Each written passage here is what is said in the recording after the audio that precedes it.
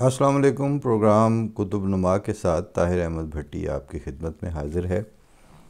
آج میں نے ایک انتخاب ٹی آئی کالج یعنی تعلیم الاسلام کالج ربوہ، جو ہمارا بھی کالج تھا، ہم بھی اسی میں پڑھے اور بہت سے ہم سے سینئر، ہم سے پہلی نسلوں کے لوگوں نے بھی اس میں سے ہی پڑھ کے فارغ التحصیل ہوئے، اور اس کی جو بننے سے لے کے پھر قومیائے جانے تک مختلف سٹیجز پہ ایک تفصیلی چیپٹر لکھا ہے ڈاکٹر پرویز صاحب نے۔ اس میں سے کچھ صفحات کا میں نے انتخاب کیا ہے کہ آپ کی خدمت میں وہ پیش کیے جائیں۔ کئی وجوہ سے وہ ہمارے ساتھ ریلیونٹ ہیں، اور اس حوالے سے بھی کہ ایک پہلا تعلیم الاسلام کالج یا اسکول جو تھا وہ انڈیا پارٹیشن ہونے کے بعد پیچھے وہاں رہ گیا قادیان میں، تو یہاں آ کے فوراً سٹرکچر بھی کھڑا ہو گیا، بالکل بے وضاحتی اور کم وسائل کے ساتھ اپنے مقصد کو سامنے رکھتے ہوئے وہ شروع کر دیا گیا، اور اس نے کس کس لیول کے طلباء اور کس سطح کے اساتذہ ہمیں دیے اور جن سے واسطہ رہا، اور پھر وہ بھی قوم آیا گیا، لیکن جو تعلیمی گراف ہے وہ نیچے نہیں آیا۔ اور وہ جو ایک ایسی سروائیول ہے نا کہ جو جس کے لیے آپ نے سنا ہوا ہوگا کہ نامساعد حالات میں، وہ نامساعد حالات ہوتے کیا ہیں؟ اس وقت کمپلیکسز سے آزاد کس طرح آئندہ زمانوں میں پینیٹریٹ کرنے والی نسلیں پنپتی ہیں، کس طرح وہ ترقی کرتی ہیں، کس طرح وہ اپنے مقصد کو ہر وقت سامنے رکھتی ہیں، علمی حوالے سے، تعلیمی حوالے سے، صحت اور سہولتوں کے حوالے سے، اپنی روزمرہ جو ایکٹیویٹیز ہیں، سرگرمیاں ہیں، ان پہ کمپرومائز نہ کرنے کے حوالے سے کئی پہلو ہیں جو اس میں سے نکلتے ہیں۔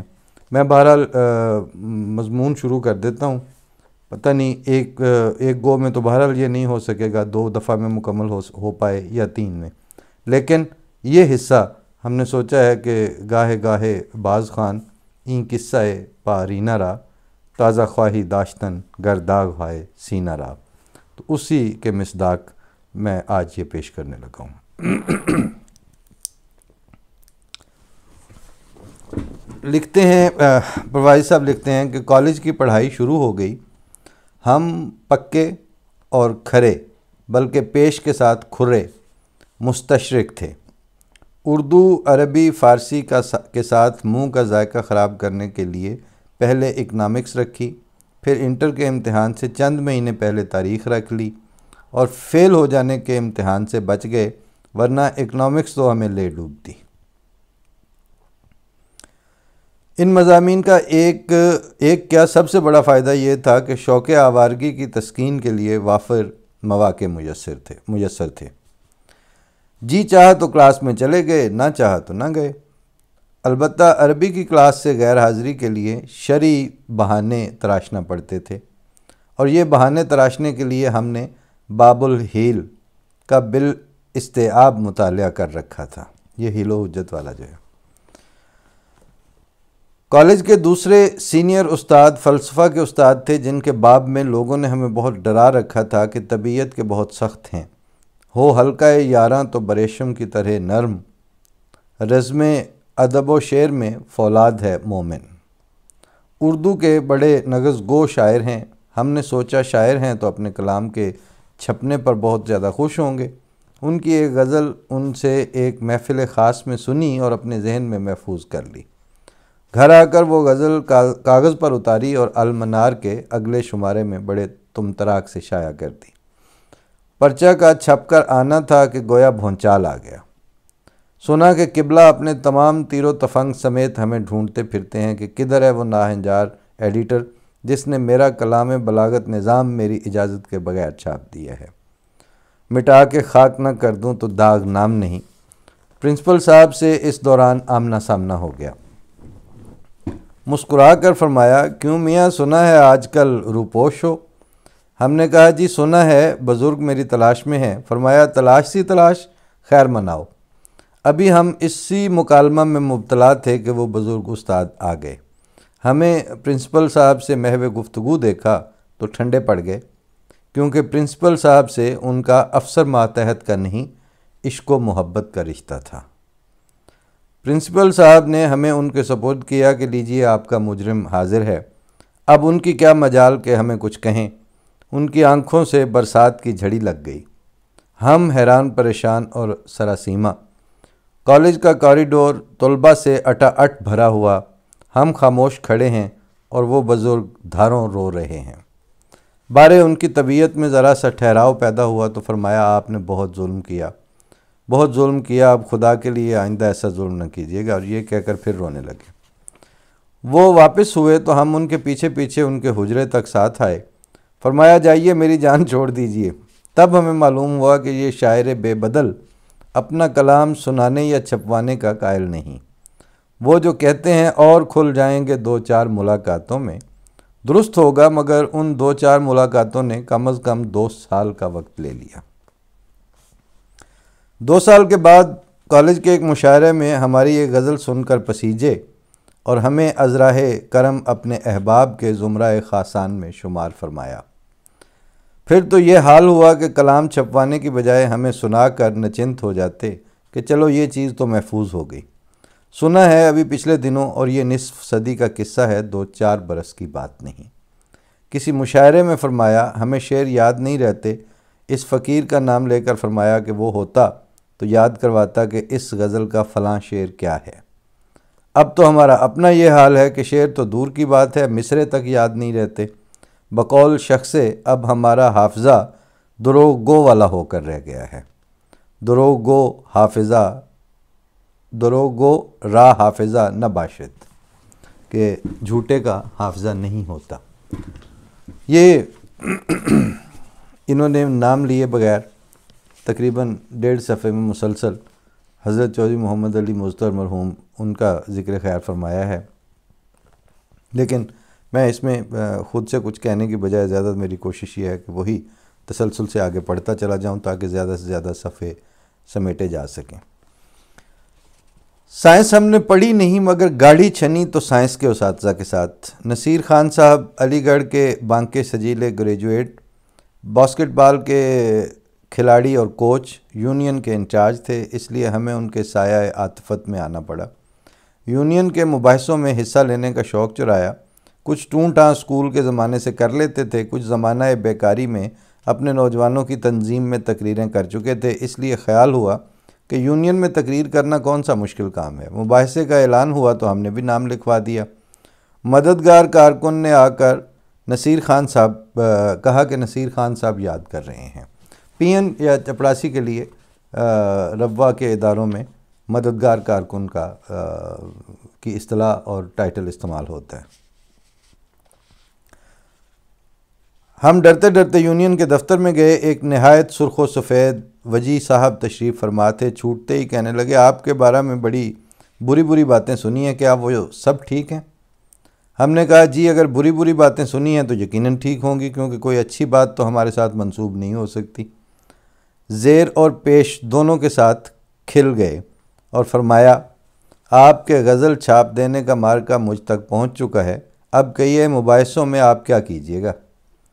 ہم نے کہا بحث کریں گے، اور کیا کریں گے؟ کہنے لگے اپنی تقریر لکھ کر مجھے دکھا دیجئے۔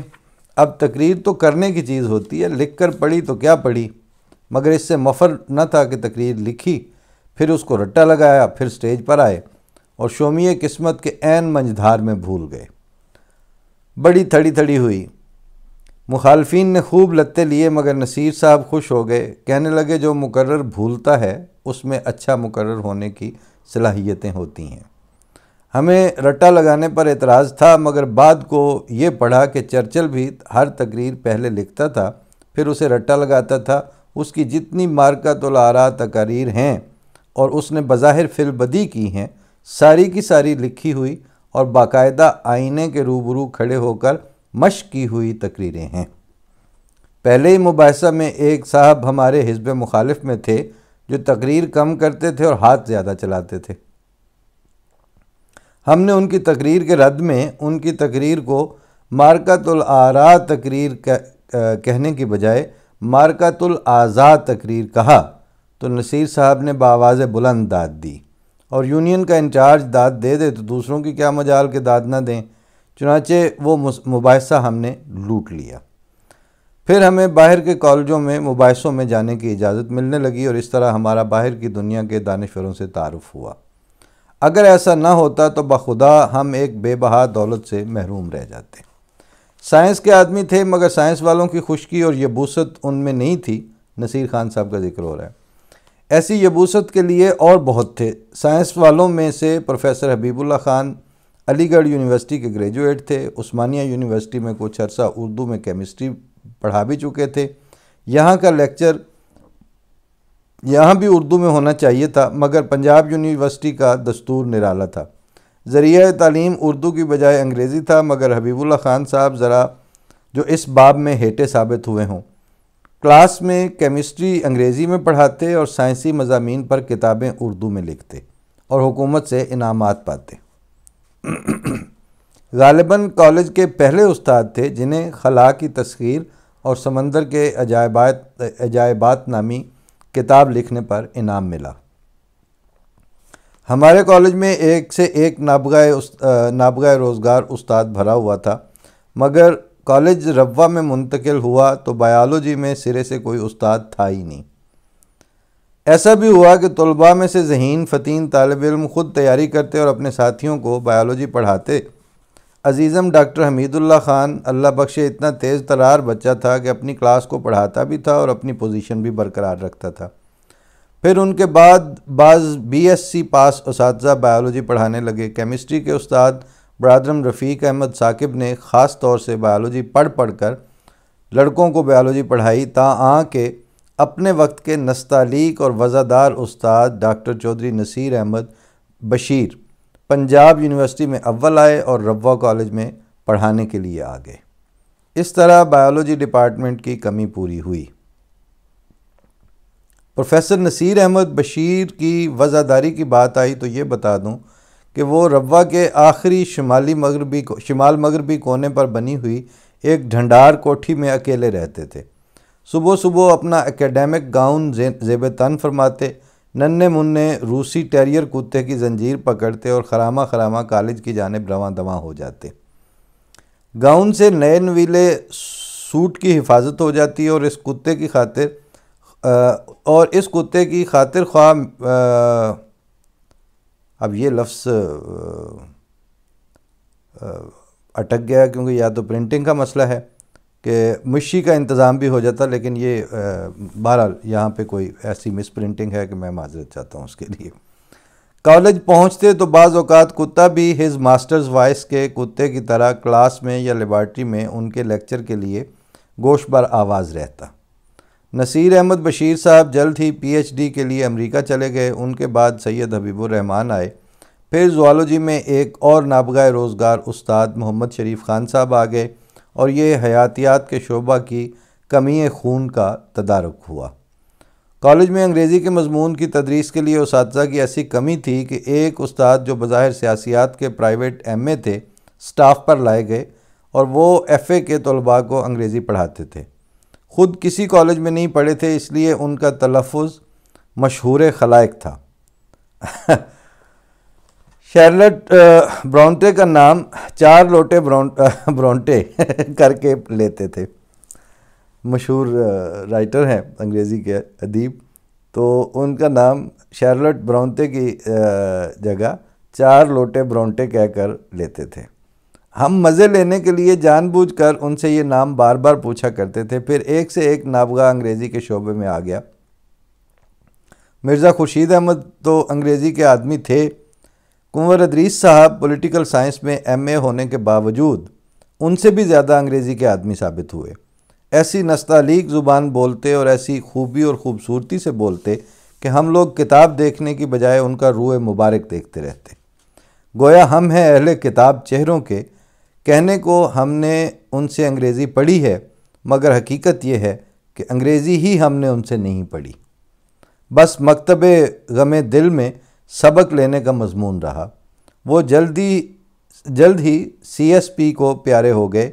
ان دنوں اپنی منگیتر ڈاکٹر کے عشق میں کہیں سادہ دل مبتلا ہو گیا ہے کہ تصویر بنے تھے، اور سوز و گداز ان کی باتوں کا جوہر تھا۔ جو بات کہتے سیدھی دل میں ترازو ہو جاتی۔ دیکھنے میں جو خطا لگتا تھا، ہم کو وہ تیر بھی آ لگتا تھا۔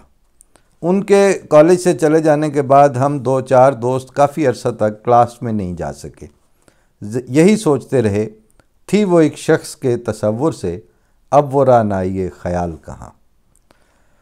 ڈاکٹر سید سلطان محمود شاہد اپنی کیمسٹری کی تدریسی کتابوں کی وجہ سے مشہور خلائق تھے۔ ان کا لیکچر تو ہم نے نہیں سنا، البتہ ان سے یونین کے سلسلے میں تعلق رہا۔ کیا مرنج استاد ہیں، اللہ ان کی عمر میں برکت دے۔ لندن یونیورسٹی سے پی ایچ ڈی کر کے آئے تو ہم نے کہا ایک روایت یہ رہی ہے کہ جو لوگ باہر پی ایچ ڈی کرنے جاتے ہیں وہ ولایتی میم ساتھ لاتے ہیں یا گاڑی۔ آپ خالی ہاتھ کاغذ کا ایک پرزہ لے کر چلے آئے۔ فرمانے لگے یہ کاغذ کا پرزہ بھی تو اتنی آسانی سے نہیں ملتا۔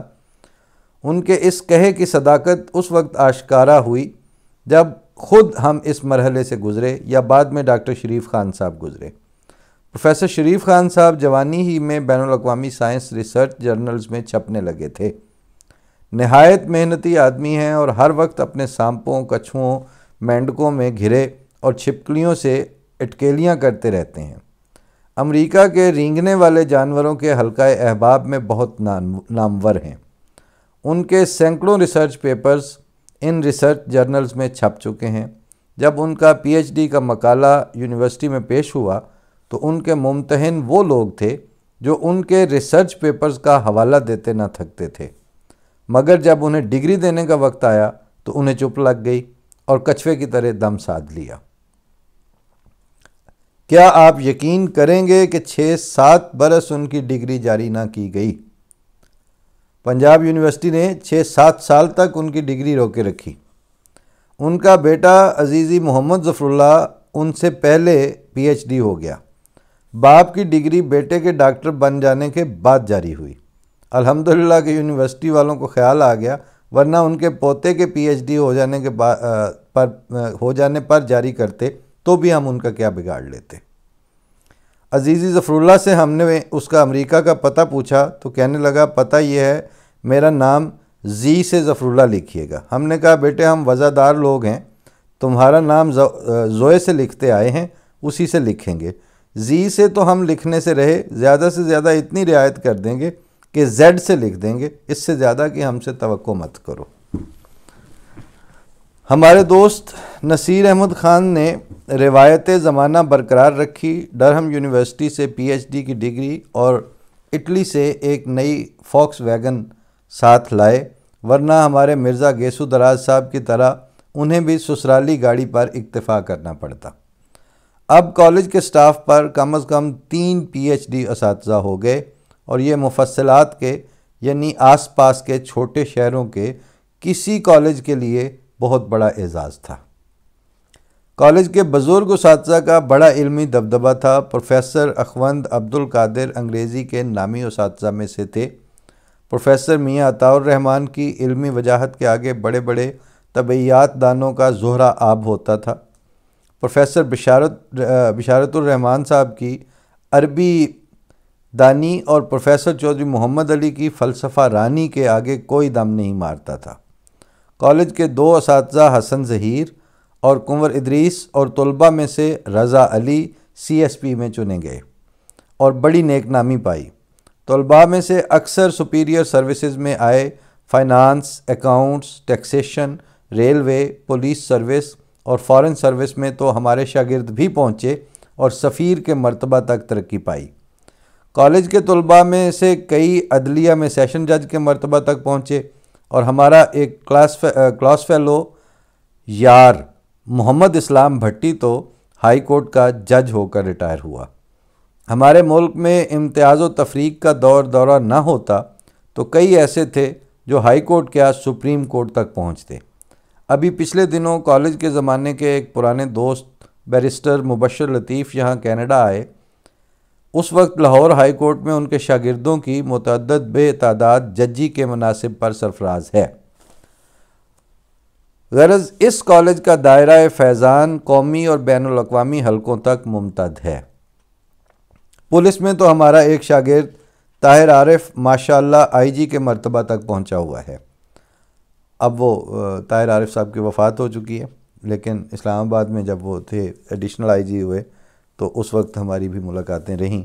کمال شیر بھی کہتے تھے اور ایک واقعتاً دانشور افسر تھے الحمدللہ، اور فوج میں ہمارے شاگرد بریگیڈیئر کے رینک میں ہیں الحمدللہ، اللہم زد فزد۔ کالج کا وہ مرتبہ تھا کہ بڑے بڑے عالم اساتذہ، افسر، جج، ادیب اور شاعر اس کالج کی دعوت پر کھنچے چلے آتے تھے اور یہاں آنا اپنے لیے باعث افتخار گردانتے تھے۔ اس کالج کی یہ روایت رہی کہ کانووکیشن کے لیے ہمیشہ علمی اور ادبی شخصیتوں کو مدعو کرتا تھا۔ پہلی کانووکیشن جو روا میں ہوئی اس میں میاں افضل حسین وائس چانسلر پنجاب یونیورسٹی تشریف لائے۔ ان کے ہاتھ میں انگریزی میں لکھا ہوا خطبہ تھا۔ جب پرنسپل صاحب نے کالج کی روایت کے مطابق اردو میں خطبہ استقبالیہ پڑھا تو میاں صاحب نے انگریزی میں چھپا ہوا خطبہ سامنے رکھ لیا، مگر خطاب اردو میں فرمایا۔ سننے والوں کو ذرا احساس نہیں ہوا کہ وائس چانسلر کا خطبہ انگریزی میں تھا۔ جب بعد کو وہ خطبہ لوگوں میں انگریزی میں تقسیم ہوا تو لوگ حیرت سے کہنے لگے کہ اتنی جلدی اس خطبہ کا انگریزی میں ترجمہ کیسے ہو گیا ہے۔ یہ میاں افضل حسین کی وزاداری تھی۔ آخر میاں افضل حسین پنجاب کے ایک نامور علمی، سیاسی اور شریف خانوادے کے چشم و چراغ تھے۔ میاں افضل حسین ایک بار پھر فزکس کی پوسٹ گریجویٹ لیبارٹریز کے افتتاح کے لیے بھی تشریف لائے اور کالج کی قدم بقدم ترقی کو اپنی آنکھوں سے ملاحظہ فرمایا اور خوشنودی کا اظہار کیا۔ لاہور ہائی کورٹ کے 2 چیف جسٹس صاحبان کالج میں آئے، جسٹس کیانی اور جسٹس منظور قادر۔ جسٹس منظور قادر کے صاحبزادے بشارت قادر صاحب، ان سے بھی مجھے پتہ چلا، اور بلکہ وہ انہوں نے خود بھی بتایا کہ جب جسٹس منظور قادر گئے تھے تو ان کے ساتھ ان کے صاحبزادے چھوٹی عمر میں تھے، بشارت قادر، جو آج کل سپریم کورٹ کے سینئر وکیلوں میں ہیں۔ تو کہتے ہیں کہ اس وقت مجھے بھی روا جانے کا اتفاق ان کے ساتھ ہوا تھا، اور امام جماعت احمدیہ ثانی خلیفۃ المسیح ثانی، ان کو بھی ان کی بھی زیارت کا انہیں موقع ملا۔ ججوں میں سے جسٹس شیخ بشیر احمد، جسٹس سجاد احمد جان اور جسٹس انوار الحق تشریف لائے۔ وائس چانسلر تو اکثر و بیشتر آتے رہے۔ میاں افضل حسین کے علاوہ professor Hamid Ahmad Khan, doctor Ishtiaq Hussain Qureshi, doctor Z A Hashmi, حکام میں سے وزراء سفراء تو آتے ہی رہے۔ ضلعی اور ڈویژن کی سطح کے حکام جو آج کل روا سے کنی کتراتے ہیں، ایک ادنیٰ سے اشارے پر کالج میں آنے کو تیار رہتے تھے اور اس بات کو اپنے لیے فخر گردانتے تھے کہ ہم نے تعلیم الاسلام کالج میں طلباء کے ساتھ کچھ وقت گزارا ہے۔ یہ 80 کی دہائی کی بات ہے کہ ایک اسسٹنٹ کمشنر سے ہم نے کہا کہ ہمارے ہاں آؤ، کہنے لگا آؤں تو سر کے بل، مگر لوگ الٹا لٹکا دیں گے۔ ہم نے دل میں سوچا سر کے بل آنے والے کو لوگ الٹا ہی لٹکائیں گے تو سیدھا ہو جائے گا۔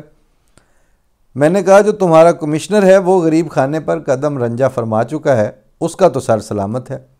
مطلب یہ کہ ذرا سے حکام روا آنے سے جھجکنے لگے تھے، تو اس کا صرف یہ مطلب تھا کہ اب روا اور باہر کی دنیا کے درمیان جو پل کالج کی صورت میں بنا تھا وہ منہدم ہو گیا تھا، اور کالج کو قومیانے کا یہی لازمی نتیجہ ہونا تھا۔ باہر کی دنیا میں کالج اور سکول قومیائے گئے تو علم اور طلباء علم کے مابین مفاہمت کا جو پل تھا وہ ٹوٹ گیا۔ ایک شخص کی انا پرستی نے ساری قوم کو کس طرح افراتفری کی دلدل میں دھکیل دیا، اور بعض اوقات ایک عاقبت نااندیش حاکم کا ایک فیصلہ کس طرح قوموں کو صدیوں پیچھے لے جاتا ہے۔ آج پہلے حصے کا یہاں اختتام کرتے ہیں اور پھر اس کے بعد انشاءاللہ کوشش کرتے ہوں کہ جلدی اوپر تلے یہ 2 یا 3 حصوں میں مکمل کر کے پیش کر دیا جائے۔ اس میں ظاہر ہے آپ کوئی ایسی نئی بات تو بظاہر شاید آپ کو نہ لگتی ہو، لیکن بات یہ ہے کہ آپ جہاں سے ہو کے گزرے ہوتے ہیں، اور وہ کالج جو ڈاکٹر پروازی صاحب کے ٹین ایجر سے ذرا آگے آنے تک ابھی ردہ لگا کے اور بنیادیں بھر کے کھڑا کیا جا رہا تھا، وہی کالج ہمارے سامنے ایک وار اینٹیں گرا کے اس کو منہدم کیا گیا ہے، اور وہ عمارت تو ایک طرح سے کھڑی ہے، لیکن وہ اگر ٹی آئی کالج جو ہم نے یہ پڑھ رکھا ہے اس کے مقابل پر وہاں تو اردو ہی بول رہے ہیں فی الحال. اور جو سرکار کا حال پورے ملک میں ہے، اسی کی وہ علامت، اسی قسم پرسی کی زندہ تصویر اس وقت تعلیم الاسلام کالج وہاں بنا ہوا ہے. اور وہ غاصبانہ قبضوں اور ریاستی جبر اور ریاست کے اور حکومت کی مشترکہ بددیانتیوں اور بےایمانیوں کا ایک منہ بولتے ثبوت کے طور پر وہ عمارت وہاں کھڑی ہے. اس کے بورڈ، اس کے اساتذہ، وہ آگے تفصیلات آتی رہیں گی، لیکن یہ اٹھان تھی اس وقت اس کالج کی کہ جو ابھی لیٹ 50s میں اس کی جگہ بن رہی تھی، اور کس طرح اس نے یہ منازل جلدی طے کیں، اور قومیائے جانے کے بعد بھی ہمارا تعلیمی سٹرکچر، ہماری نسلوں کا تعلیم کی طرف رجحان اور ان کی دلچسپی اسی طرح قائم و دائم ہے.